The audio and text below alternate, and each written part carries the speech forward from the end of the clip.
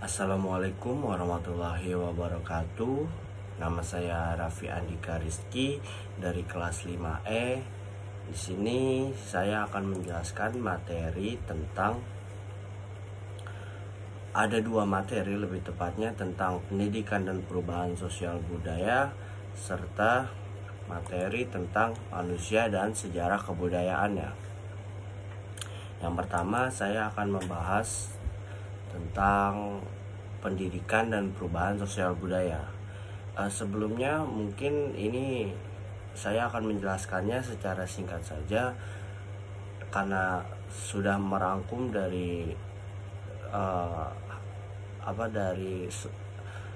dari sumber yang telah saya temukan, jadi mungkin penyampaiannya akan menjadi lebih pendek. Jadi pendidikan dan perubahan sosial budaya keduanya saling bertautan satu dengan yang lain. Keduanya saling mempengaruhi sehingga berdampak luas di masyarakat. Perubahan sosial budaya adalah sebuah gejala berubahnya struktur sosial dan pola budaya dalam suatu masyarakat. Kaitan antara perubahan sosial budaya dengan pendidikan adalah terjadinya perubahan pada struktur dan fungsi dalam sistem sosial,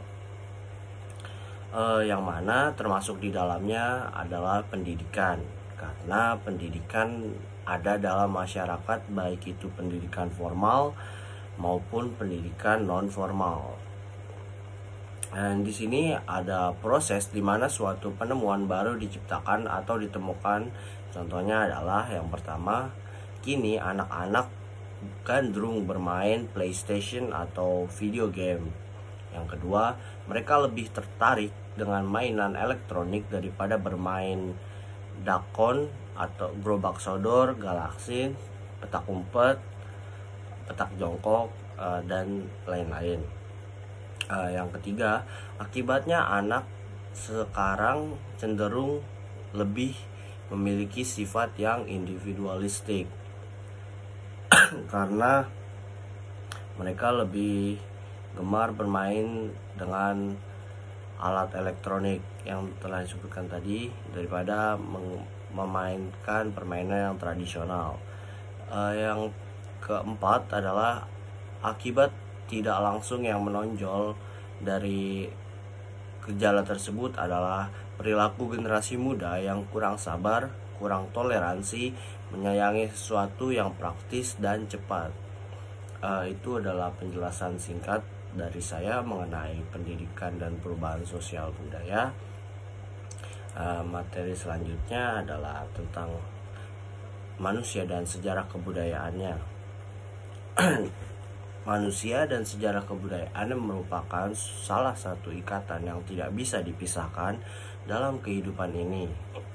Manusia sebagai makhluk Tuhan yang paling sempurna menciptakan kebudayaan mereka sendiri dan melestarikannya secara turun-menurun.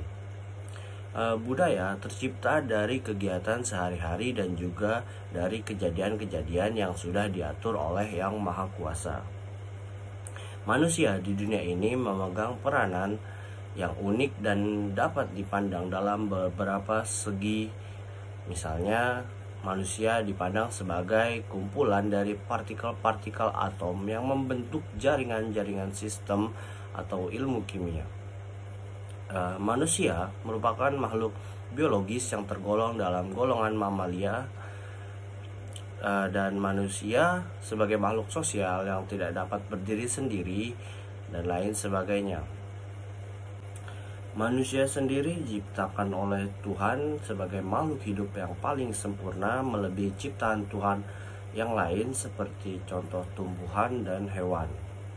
Manusia terdiri dari jiwa dan raga yang dilengkapi dengan akal pikiran serta hawa nafsu.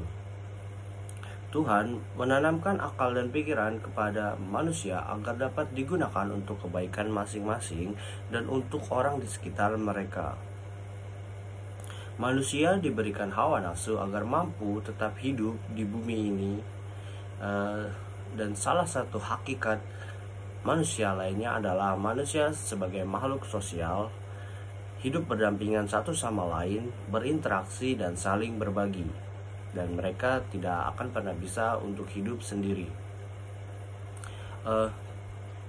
Kebudayaan berasal dari kata budaya yang berarti hal-hal yang berkaitan dengan budi dan akal manusia. Kebudayaan sangat erat hubungannya dengan masyarakat. Melville J.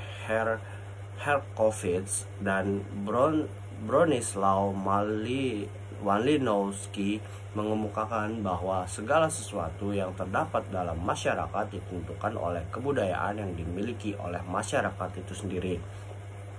Dan istilah untuk pendapat itu adalah cultural determinism.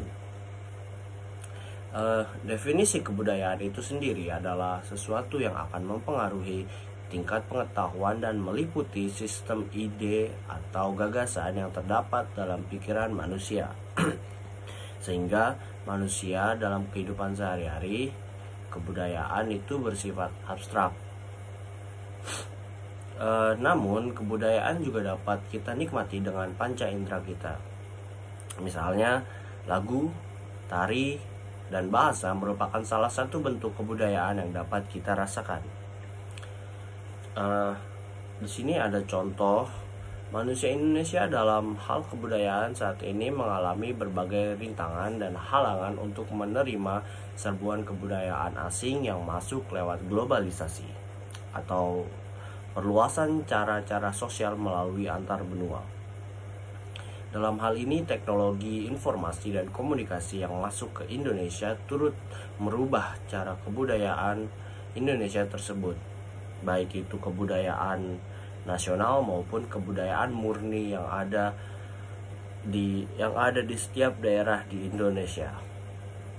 Dalam hal ini, sering terlihat ketidakmampuan manusia di Indonesia untuk beradaptasi dengan baik terhadap kebudayaan asing sehingga melahirkan perilaku yang cenderung ke barat-baratan atau bisa dibilang sebagai westernisasi yang menyebabkan terkendala dalam memajukan kebudayaan itu sendiri.